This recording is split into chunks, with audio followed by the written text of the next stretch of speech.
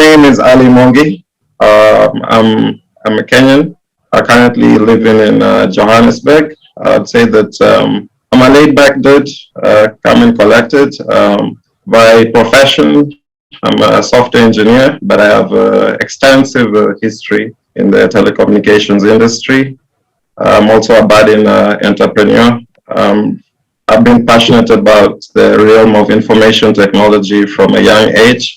And most of all, I'm an inquisitive person. I'm very curious, and I love to discuss complex yet simple topics. And that's why I'm here with you today on the oyald table. Thank you. Hi everyone, yes, as I have been introduced, I'm John, go by the government name Fadiran, and yeah, I have a background in energy, also based here in South Africa, Cape Town, and my interests lie predominantly in access to energy for rural African areas, or let me say countries. And my focus over the past, say, 10 years has been how to get access to areas where you don't have utility grid, how to get it most efficiently and most cheaply using, of course, modern day technology. Pretty much where my focus is. Have a little bit of a background in technology as well, and any topic of interest that I think affects our day-to-day living. It's a pleasure to be here. Okay, hi everybody. My name is Anige. I am an engineer by training and background. I've worked a lot of years in industry, oil and gas. I'm also a programmer by as a hobby. I've done that for almost 30 years now. IT is my thing. It's something I like to do a lot, and it's something that I also would like to get a lot more people to do, programming in particular, and also to get Africans in general to really key into technology and to benefit from what technology has to offer, because there's a lot that technology has to offer, and a lot of people are not aware of it. So that's my passion. And I'm happy to be here. Yeah, okay, so briefly, I'll first start by introducing the oyald organization, because I happen to be a member of the organization. So as I said, it's an organization of young Africans, organization of young African leaders for development, and it cuts across. We have various fields there, people in tech, fashion, agriculture, whatever you want to have. There's just young people who are passionate about development, and we thought of coming out with an idea like this, where we could help change the narrative for Africa. Because once we Google things out there on the net, it's usually negative things that come about Africa. So if we talk about some of the problems and then maybe propose solutions, that's a good start. Personally, my name is Ara Emmanuel. I am a monitor evaluation expert by profession. So I'm very intense on the development field. I think I'm the only one who's not an engineer here, but that means I'll bring another touch with regards to sustainable development. But on the other side, I'm also what I like to call a serial entrepreneur. So I am always involved in various startups. I mean, right now I could be working on agriculture, entertainment, and a tech startup at the same time. So that also gives me a diverse opinion and a diverse background. I'm also a Cameroonian. At times I forget that, but yeah, I think I'm a Cameroonian too. So thank you. Okay, so generally from the development field, sustainability is how to use resources without necessarily exhausting, and then most of the time we'll be looking at efficiency and effectiveness when we're talking sustainability. But recently, sustainability became a very trending word. I mean, almost a football team want to call themselves sustainability, something related. Tech guys are talking sustainability, so everything is sustainability. I think since 2015 September, when the UN moved from the Millennium Development Goals to the Sustainable Development Goals, everybody was looking in the direction of sustainability. So that's just my own perspective regards to The term sustainability, I interpret it more in terms of the present moment and how we have a balance in how we go about our day-to-day activities as human beings, and trying to improve towards a certain direction in the future. But at the same time, being cognizant of the fact that what we do in this moment has great impact on successive generations.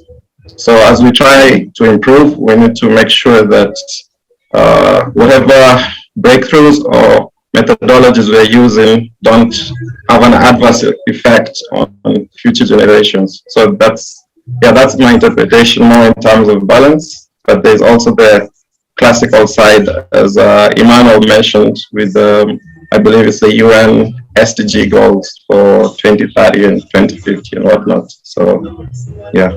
Okay, so what I'm just saying is sustainability implies being able to keep it going. So it's not just putting something in place, but also being able to ensure that it stays. So that requires changes not just in upskilling or entrepreneurship or whatever, but in the mindset, in the attitudes of people, and in the cultural shift that is required. Yeah, I think briefly from my side, I like to take from the United Nations sort of like definition, and I always take the second leaf that is access to food and zero hunger. And I feel like when we talk about changes in development, there has to be sort of like a reference point. Your 0 point, I think, is the basic human quality of life, and that's access to food. And then how we sort of like improve from that minimum point and go beyond is sort of like what I would call sustainable development. And so, primarily and most fundamentally, access to food is, I would say, my focus and goal. And how we get about that, whether with technology, efficiency, justice, politics, whatever, it's the fundamental goal. Yeah. It's strange always when I think of myself as I'm obviously grew up in Kenya, but I feel more connected as being African. So I don't mind sharing from a different context, but I will give you Kenya as an example, as it's where I know more. And in terms of technology in Kenya, I must say it's been very interesting, as I think most of us know, if we think of maybe the top three big technology countries in Africa, we're talking about, I think, Nigeria, Kenya, and South Africa, and maybe Egypt. So where Kenya is concerned in terms of efforts towards sustainability with technology as a context, it really began in terms of the telecommunication sector, which gave a massive boost and a ripple effect in terms of IT. And this comes down to one of our biggest service operators, who are called Safaricom. And they really had a big breakthrough in our economy, which is powered by mobile money in the form of M-Pesa. I think most of you may know it. And since then, I think if we talk about the last a decade or 15 years, I believe from 2007, you could see, I'm not privy to what was happening in the country prior, so that is a context I can reference from. But you could see that this, with the impact of telecommunications and mobile money taking that advent, there's been so many other facets of innovations, apps, empowerment towards certain communities, and people thinking of solutions in terms of how we can improve the day-to-day affairs of the Kenyan individual. And that was just one mention I gave in terms of our telecommunications operator, Safaricom. But taking Kenya as, I think our greatest advantage in Kenya is that our geographical positioning in Africa is that we've attracted many investors who were able to set up bases in Nairobi and open their companies, and is having a lot of investors attracted to our country. We've had a lot of innovative businesses that are coming up, and one sector that has really been massively helped is the agricultural sector. So, for instance, you would find there are many apps that have been built to help the day-to-day farmer who stays in the countryside or rural areas, so they can access, for instance, things in terms of how to take care of your livestock, how to, if you can't get a vet in your area, how to take care of your cows, things like weather updates and linking farmers to adequate marketplaces. And this is just one example. We could go on, down the line as we discuss. But I'm really happy with what is going on in my country in terms of technology, geared towards sustainability. And of course, yes, there's a lot of challenges, and it's more of it's only a matter of time that we will see. But that said, I think there's a lot that's going on in the African continent, and yeah, I'd like to hear more from my brothers, Udo and John. Okay, yeah, so I would say technology has had a huge impact in Nigeria. I'm from Nigeria, by the way. I forgot to mention that. We have it's become a vehicle for growth in enterprise, especially among the young people. We have a lot of young people who right now realize that going into technology, it becomes a way to essentially grow out of some of the shackles in Africa. We know there is a lot of poverty in Africa, and technology has become a kind of vehicle to help people grow out of that. And just like Ali mentioned, a lot of we are now leveraging technology to solve problems, right? And that is the power of technology.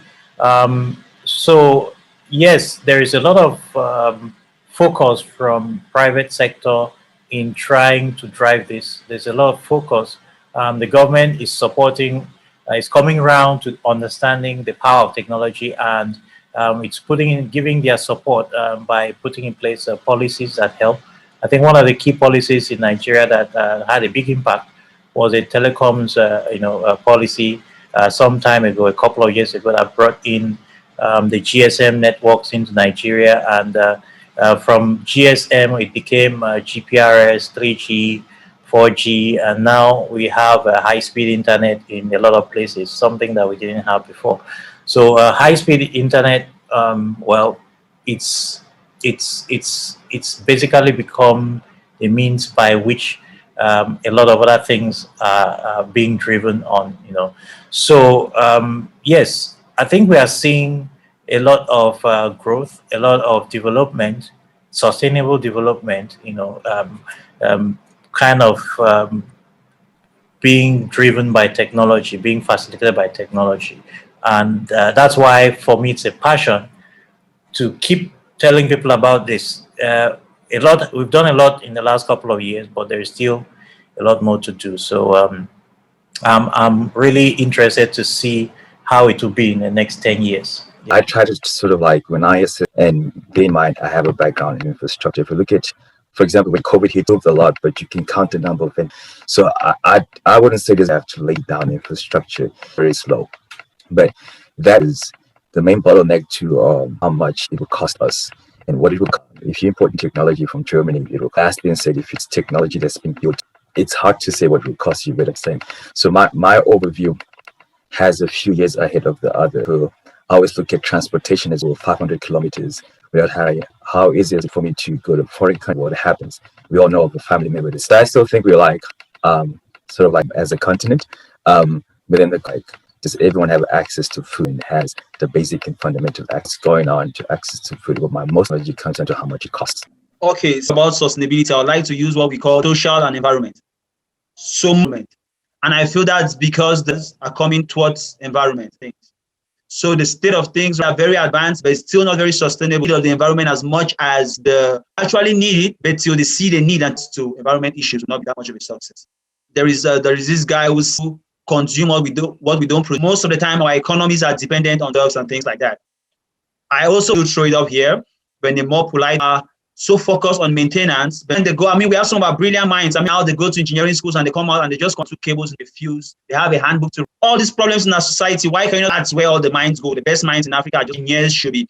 I mean, it's obvious in technology things. He said, just this our discussion, it's obvious. But I can start listing the number of reasons our engineers are there, but we are not expecting. The sustainability of our economy is not more. We say it's some of the efforts that are being made for Wasapito in the health sector, which is to health facilities via or something with the heart, some cardio, which I think was cardiac. They get awards, but when it does not have, I'm a monitoring evaluation expert most of the times, and what we see out there in the media, but there's a on his farm, there's that level of impact. There are a couple of good things happening, then we do one-stop shop thing to register quick.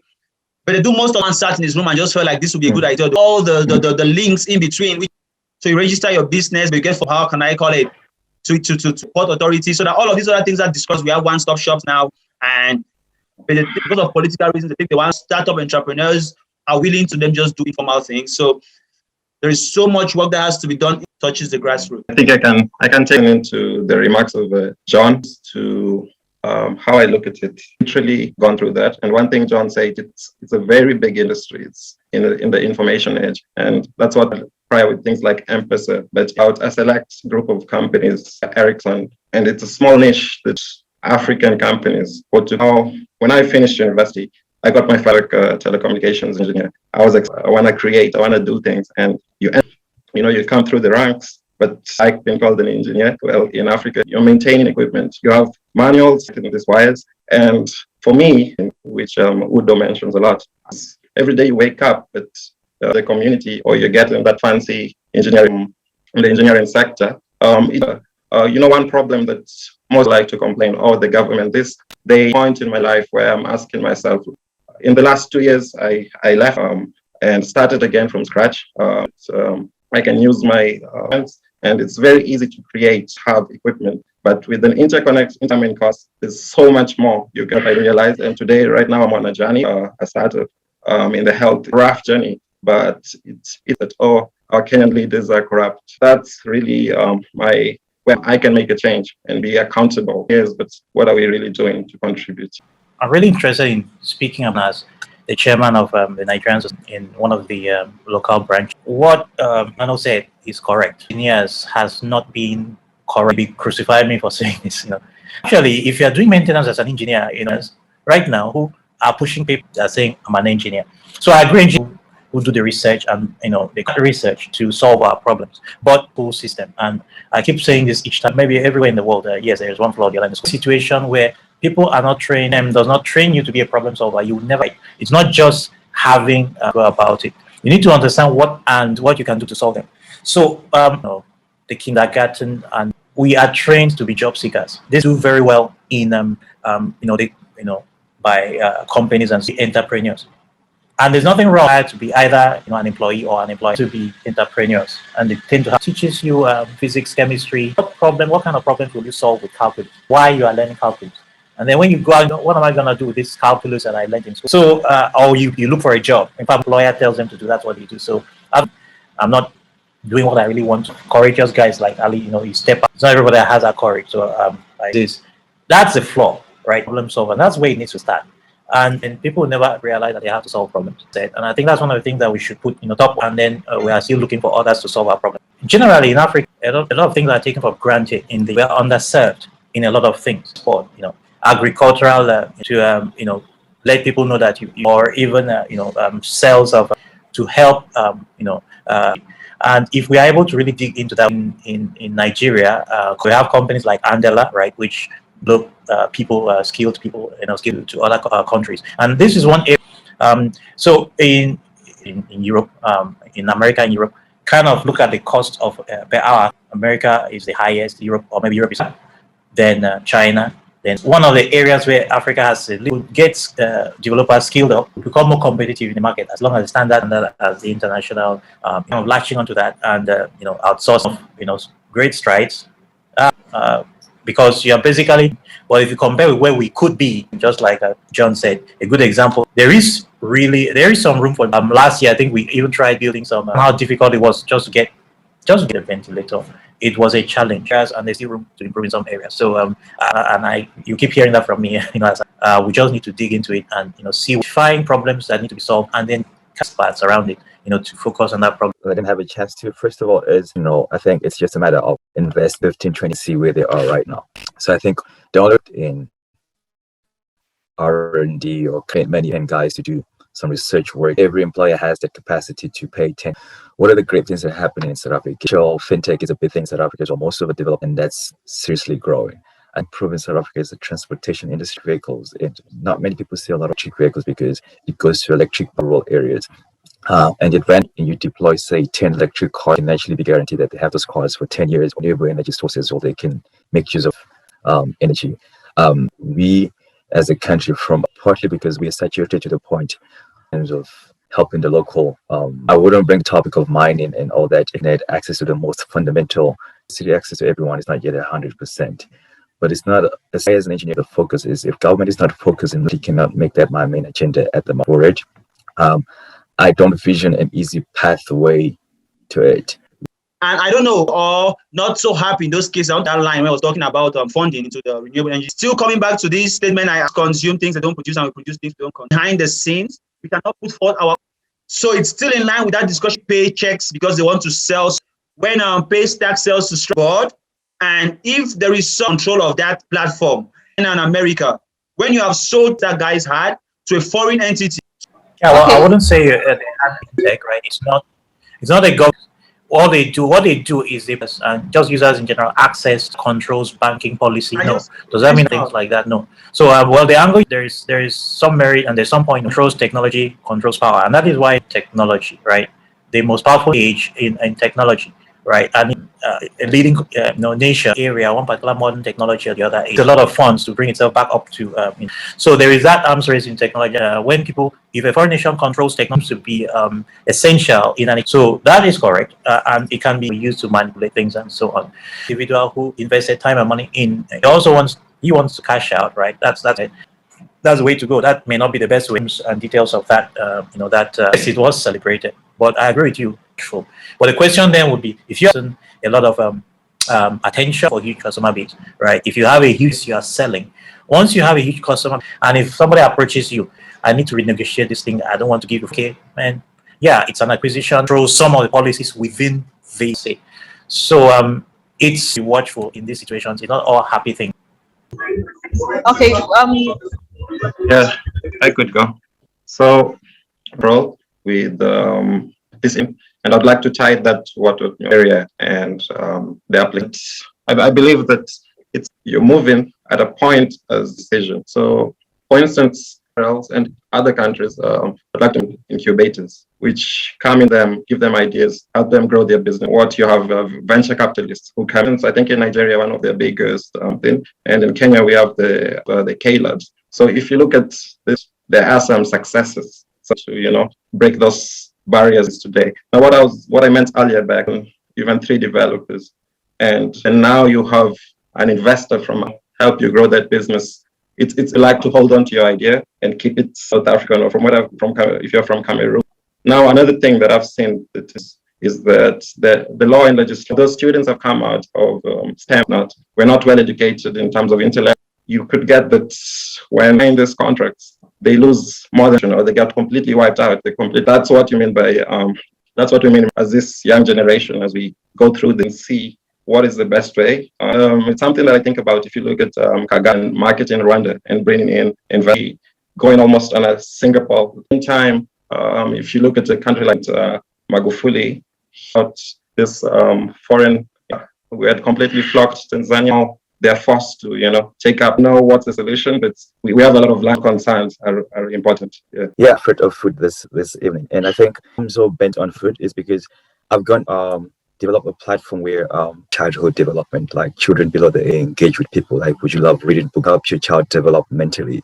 And most of, if you give my child, so it just shows that the fundamental, mind you, this is just not, some people eat meat just twice a year. For your information, people make their has to help is how people can cook with better. 600,000 people die from cooking with. I don't know if you have cases, and it happens on a daily basis. First of all, we get food, and then we can make it available.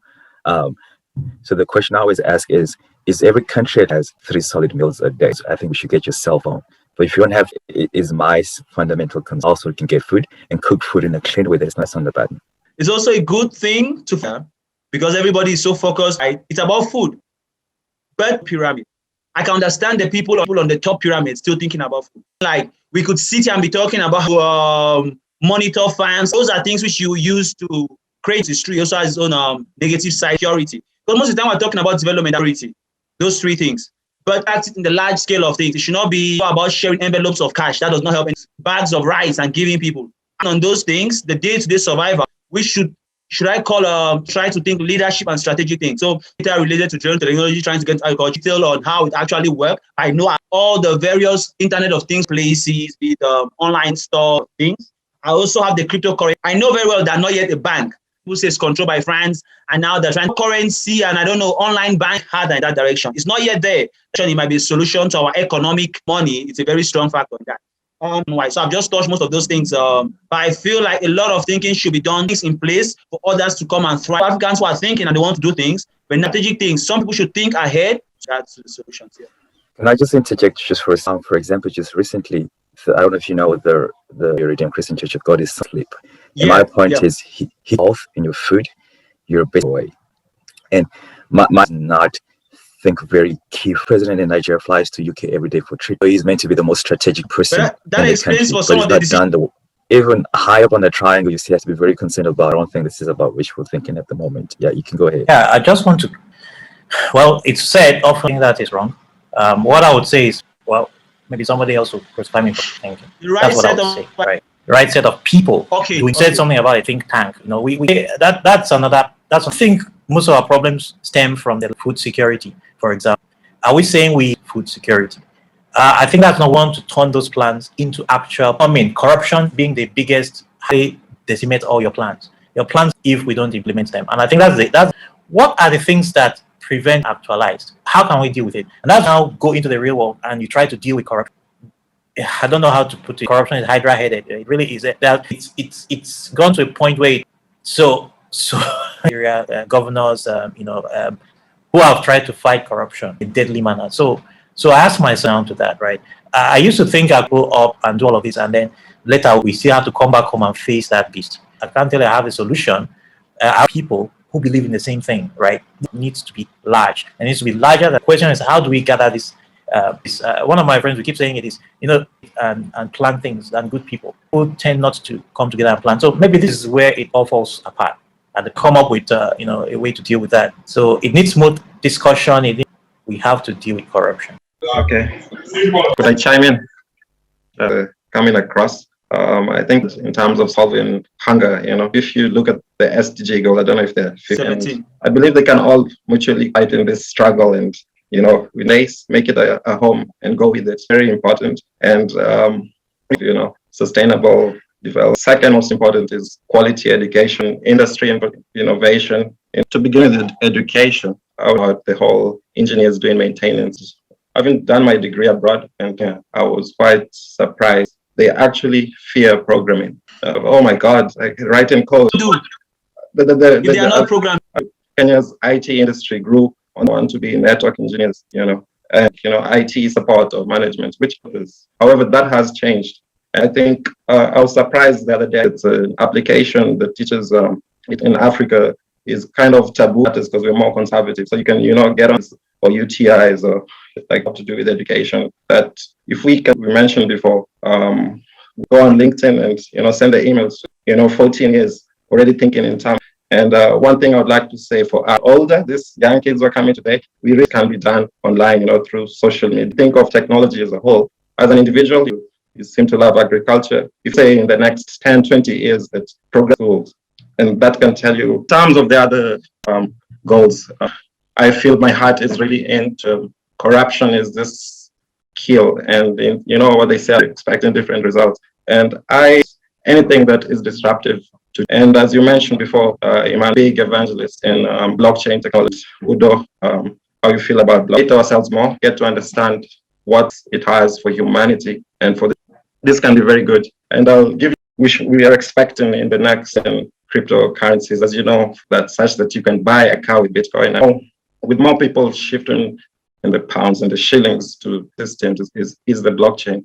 Is that we'll see more and more governments panicking in Africa because they're losing out. I think, I don't know if Udo saw this, I saw one of, the advent of Reserve Bank is under, specifically what I point out with that is immutable, it cannot be changed, national budget, having all our ministries, transparent system that can't be altered. As a minister of tourism, what he did with his funds, that's why I would rather really to believe in certain actions that we need than we have historical injustice and to, if we can trust of a ripple effect but of our countries. Yeah. We had mentioned before about the long coming down to inflation, where entrepreneurs and into when they sign certain contract, how do you actually build a business? Where can I get the laws is more of like an umbrella screening everything, be it educated now by the law. So every the issue of corruption, food, and then I would say education is key. Let's curriculum for the future. That is key. And I just want currency. So the main and cryptocurrency is challenging on that, but it is not environmental to put in a lot of compute. Now, if we could figure out a way to make it more, the blockchain being a self prevents modification. Even though with cryptocurrency this time, not blockchain, is okay? What's the difference between the speculation and in a stock thing? So it's like people are not really the speculation. I don't know. A lot of effort is being put in taking effort away from real work that the continent. Now, there's another big thing Emmanuel said much earlier when we talked about, have you considered that blockchain money is being, they set up these cryptocurrencies and they right or not, and then you have to bring and pay for it, right? So essentially, your funds, your local economy. In the meantime, this crypto, I'm giving them this value, whether it's related to the crypto, price and they buy and all of that. I don't really things that I see. So if we want to adopt, so critically look at that, and I'm saying that now, control, right? The African youth and the African entrepreneur. So you control it rather than think anybody else's crypto. And I come back. But I like. I'll second that. Yeah, I was saying, John, you're about to say something behind you. We are becoming desensitized and poverty. That where I should be investing more time to investigate the environment issue. If an African, then everybody will be forced to turn to, I think, the crypto thing, which if we are going in that direction, we should be in control of moving out. If we are not in control, where there was, how can I be putting things in Africa, but they're not buy more. So even things which could grow, imports where they were doing a lot of, we are not deciding. So we don't have these things, and then we have Africans on the forefront just have been taken. And I'm glad that we have, like, one of the experiences, there is no book that will help you out on how, at times, you might get some money here and there, but we meet them, we talk about things. So call Udo in Nigeria, call John is here to bring it to Cameroon rather than trying to let it grow from Cameroon. Things grow. And then by sharing this, lastly, the issue of the critical mass of an African country today, I feel like should I call it traps? So, and I don't like to fail. So I critical mass. Because when you have to put policies which will help them live or have should just sensitization, WhatsApp, just to enlighten people. I mean, I watched the PLO Lumumba guy discussion. They sharpen your thought in a certain direction. Those who have some ideas out there, start some podcast where it's just talking about getting out there. And then when we have a good question to fail, if we don't have a good critical mass. Zimbabwe and a few African countries, even though we have many cultural traits, it's acceptable. Into Nigeria, they have trying to trap you into and arrest you for. Clean enough, I had a white gentleman asking for me because I wasn't too sure questions. I think it's good to have a platform like this. Let go.